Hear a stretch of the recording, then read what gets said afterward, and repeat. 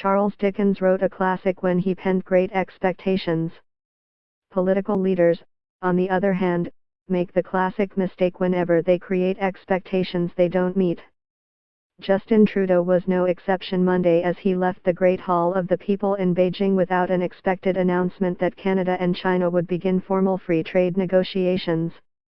Not that it was the Prime Minister's fault.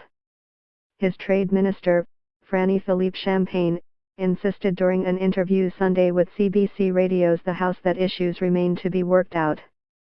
And Canadian officials made the point to reporters in an off-the-record briefing before the trip. It's just that few people were buying the line.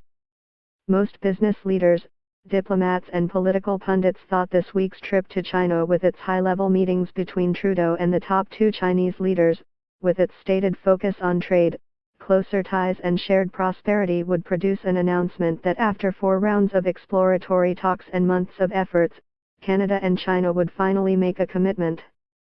Prime ministers usually don't go on trips like that without something to announce, said John Manley, the CEO of the Business Council of Canada, who was one of the few people cautioning Trudeau to proceed slowly after being the sole holdout 2 weeks earlier in signing an agreement in principle with Japan and the other members of Trans-Pacific Partnership.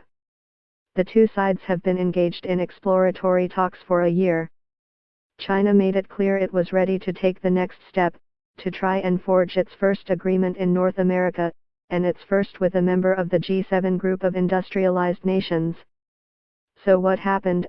Early on in the day it appeared there were issues. Chinese and Canadian officials could be heard arguing about the Canadian media's access to the photo op of the two leaders. It continued, off and on, for more than an hour. Once inside, Lee and Trudeau made a few perfunctory remarks about the importance of the relationship before signing agreements a few minutes later to boost Canadian agricultural exports, and 2 others on energy and education. Important things to be sure. Just not the big one. Then the Prime Minister's office told Canadian reporters the Chinese decided to cancel a planned news conference, insisting the two leaders read only prepared statements. No reason was given. When they began, there was a definite chill in the room. Premier Li Keqiang, as the host, went first. "We agreed to uphold global trade liberalization," he said, barely looking up from the pages in front of him. "On the bilateral free trade agreement we will continue exploratory talks.